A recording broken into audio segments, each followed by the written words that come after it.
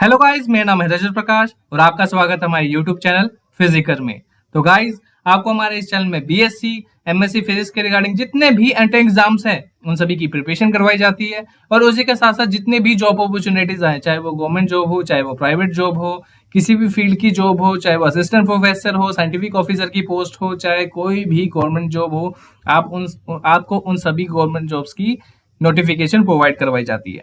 तो अभी तक अगर आपने हमारे चैनल को सब्सक्राइब नहीं किया है तो सब्सक्राइब कर लीजिए, बेल के नोटिफिकेशन आइकन को जरूर प्रेस करेगा ताकि आपको आगे आने वाली वीडियोस के बारे में नोटिफिकेशन मिलती रहे और आप किसी भी अपॉर्चुनिटी से वंचित ना रह जाएं। तो गाइस, आज की वीडियो बहुत ही इंपॉर्टेंट होने वाली है। मिजोरम यूनिवर्सिटी में दोस्तों मल्टीपल पोस्ट के लिए वैकेंसीज निकली है, चाहे वो असिस्टेंट प्रोफेसर हो, चाहे वो एसोसिएट प्रोफेसर हो, चाहे प्रोफेसर हो, चाहे रजिस्ट्रार हो, चाहे वो असिस्टेंट लाइब्रेरी हो। तो उन सभी के बारे में हम डिटेल में डिस्कस करेंगे कि क्या एलिजिबिलिटी क्राइटेरिया रहेगा, किन किन पोजीशंस के लिए, मतलब कैटेगरी वाइज कहाँ कहाँ कितनी सीट्स हैं, और क्या पे स्केल मिलेगा, लास्ट डेट क्या है, और किस तरीके से आपका एपीआई स्कोर और भी जो फैक्टर्स हैं आपके सिलेक्शन के लिए जो इंपॉर्टेंट है, उन सभी के बारे में डिटेल में डिस्कशन होगी। तो शुरू से लेकर अंत तक वीडियो को जरूर देखिएगा, स्किप मत करिएगा, क्योंकि मैं डिटेल में सभी चीजों को एक्सप्लेन करने वाला हूं। तो चलिए वीडियो को स्टार्ट करते हैं। जैसे कि आप देख सकते हैं दोस्तों, professor, associate, assistant professor, registrar और असिस्टेंट लाइब्रेरियन की पोस्ट के लिए मिजोरम यूनिवर्सिटी ने वैकेंसी निकाली है। ऑनलाइन मोड में होगा दोस्तों, ठीक है। ये नहीं और ये नहीं है कि आपको पोस्टल के थ्रू भेजना पड़ेगा, तो आपको ऑनलाइन मोड से ही अप्लाई करना पड़ेगा, ऑफलाइन मोड नहीं है यहाँ पर, ठीक है। तो ये सेंट्रल यूनिवर्सिटी जो चयन पोर्टल है दोस्तों, वहीं पर जाके आपको अप्लाई करना पड़ेगा। लिंक आपको यहाँ पर गिवन है दोस्तों, जो कि आप देख सकते हैं यहाँ पर। ये जो लिंक है आपको यहाँ पर गिवन है, आपको यहाँ पर जाके जस्ट यहाँ पर क्लिक करना है और आपका साइट खुल जाएगा, ठीक है। तो जैसे कि आप देख सकते हैं, ये असिस्टेंट प्रोफेसर, एसोसिएट और असिस्टेंट लाइब्रेरियन के लिए ये है, और रजिस्ट्रार की पोस्ट के लिए दोस्तों अलग से लिंक है, ठीक है। ऑनलाइन एप्लीकेशन 18 जून से ही स्टार्ट हो चुकी थी, पर जो लास्ट डेट है दोस्तों भरने की वो 25 जुलाई है, शाम के 5 बजे तक। कई बार कंफ्यूजन होता है कि रात के 12 बजे तक लोग वेट करते हैं कि दिन खत्म नहीं होता तब तक पूरा है, तो वो एंड डेट के लिए आप वेट मत करिएगा, आप हो सके तो पहले ही अप्लाई कर दीजिएगा, ठीक है। जो कि यहाँ पर लिखा भी हुआ है। जो फीस आप होगी दोस्तों, 1000 रुपए आपकी जनरल कैटेगरी के लिए है। अगर आप ईडब्ल्यूएस हैं, एससी और एसटी कम्युनिटी के लिए 500 रुपीज है दोस्तों, ठीक है। ओबीसी के लिए भी 1000 ही होगा, जो कि इन्होंने मेंशन नहीं किया है, तो वो चीज है, आप ध्यान रखिएगा। नॉन रिफंडेबल है, एक बार हो गया तो आप रिफंड नहीं कर पाएंगे। पीडब्ल्यूडी के लिए फुली एग्जेम्प्टेड है, ये चीज का ध्यान रखिएगा। तो सबसे इंपॉर्टेंट बात यही है दोस्तों, अगर हम असिस्टेंट प्रोफेसर की बात करें तो एलिजिबिलिटी क्राइटेरिया मेनली आपको पता है, मिनिमम की एमएससी में कम से कम आपके 55% मार्क्स होने चाहिए और आपका नेट क्वालिफाई होना चाहिए, तो मिनिमम एलिजिबिलिटी क्राइटेरिया है। आगे आपको बताऊंगा पे स्केल के बारे में, सभी चीजों के बारे में। तो ये दोस्तों अलग अलग चीजें हैं, छोटी मोटी चीजें हैं, आपको ये लिंक डिस्क्रिप्शन बॉक्स में मिल जाएगा। आप इस एप्लीकेशन को प्रॉपरली पढ़ सकते हैं, साइट पे जाके भी देख सकते हैं, ठीक है। तो आपका जो क्राइटेरिया रहेगा असिस्टेंट प्रोफेसर के लिए, वो आपको अप्लाई करना पड़ेगा online under the Mizoram university, ठीक है। डिफरेंट कॉलेजेस हैं, पंचगुना यूनिवर्सिटी कॉलेज या मिजोरम अंडर के मिजोरम यूनिवर्सिटी के अंडर जो कॉलेजेस आते हैं, तो वो सभी चीजों के बारे में। तो क्या क्राइटेरिया रहेगा वो चीज हम डिस्कस करते हैं अभी, ठीक है। तो ये छोटी मोटी चीजें हैं जो आप ध्यान से देख लीजिएगा। एक्सपीरियंस सर्टिफिकेट की बात की है दोस्तों, क्योंकि एपीआई स्कोर में आपका वो यूज होगा, तो किस तरीके से रहना चाहिए आपका एक्सपीरियंस सर्टिफिकेट, वो प्रॉपर फॉर्मेट में होना चाहिए, उसमें स्टैंपिंग, डेजिग्नेशन, वर्क जो भी था आपका ऑफिशियल सील होनी चाहिए, कम से कम 25,000 की तनख्वाह तो होनी ही चाहिए आपकी। मतलब for the purpose of screening criteria for the post of assistant professor, teaching post doctor shall be considered if the salary harmonium is at least the rate of 25,000 per month.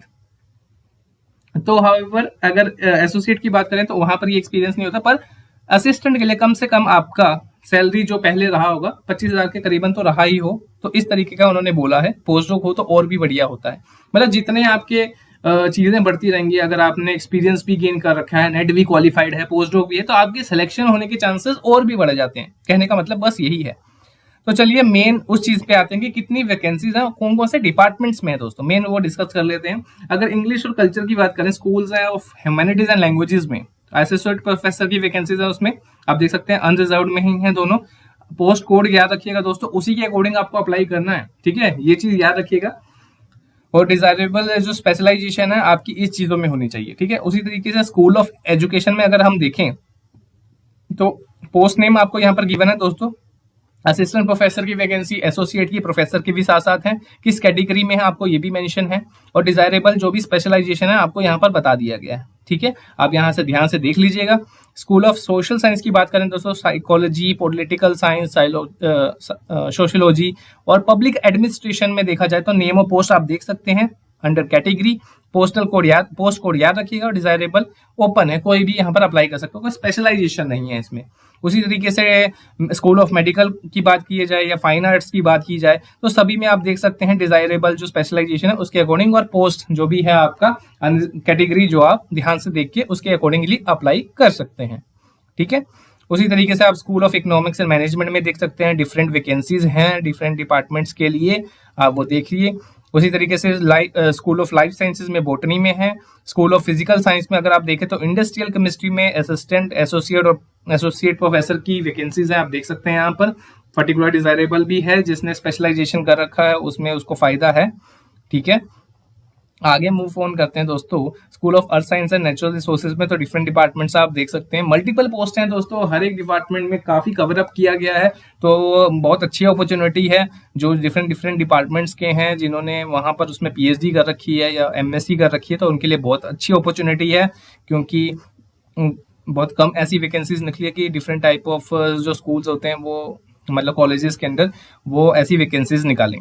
तो आप देख सकते हैं सिविल वाले भी, electrical वाले भी, electronics and communication, information technology जिन्होंने एमटेक कर रखी है तो उनके लिए भी बहुत ही अच्छा सुनहरा अवसर है, वो भी अप्लाई कर सकते हैं, बशर्ते उन्होंने नेट भी क्वालिफाई किया हो इसमें, या गेट जो भी डिजायरेबल होगा वो अभी हम देखेंगे, ठीक है। यहाँ पर आप देख सकते हैं दोस्तों फिजिक्स का हमारा चैनल है, तो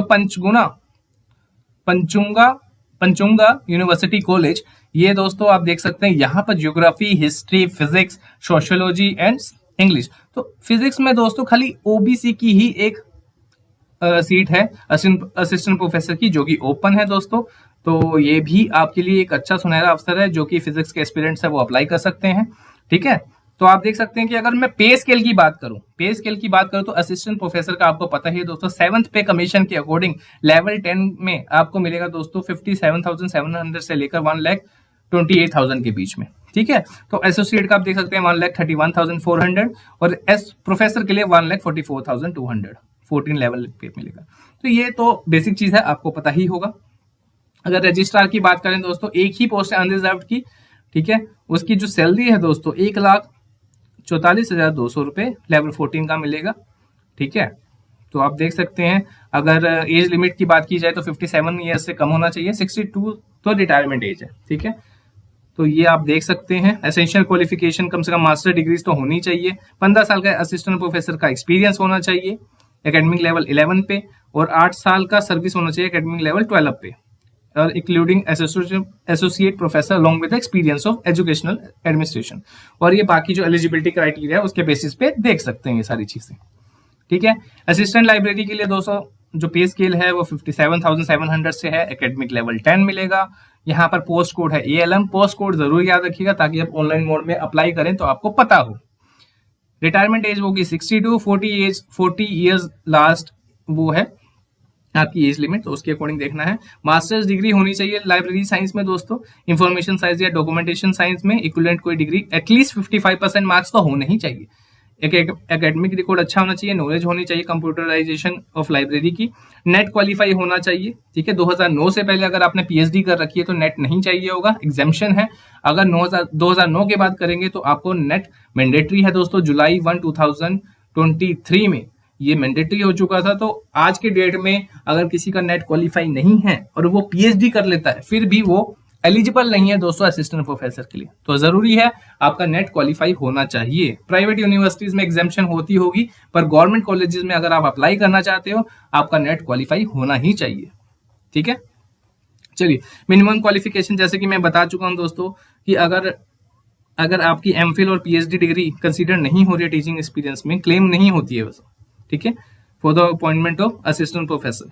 ये हमेशा याद रखिएगा। अगर मान लो कोई रिसर्च में है, अगर उसने प्रोजेक्ट ले रखा है किसी भी, मान लेते हैं DRDO का या BRC का या इसरो का कोई प्रोजेक्ट है, अगर 3 साल का मिनिमम निकलता ही है, तो अगर आप उसमें एनरोल्ड होते हो तो वो आपका प्योर रिसर्च में काउंट होता है। अगर आप PhD में अगर आप रिसर्च को आप काउंट नहीं कर सकते, क्योंकि वो आपकी एक डिग्री है, ठीक है, तो वो आपकी डिग्री में काउंट होगा, ना कि एक्सपीरियंस पे। तो इसलिए जरूरी है कि वो आप उस चीज का ध्यान रखें कि कहीं आप उसको एक्सपीरियंस में काउंट ना करें।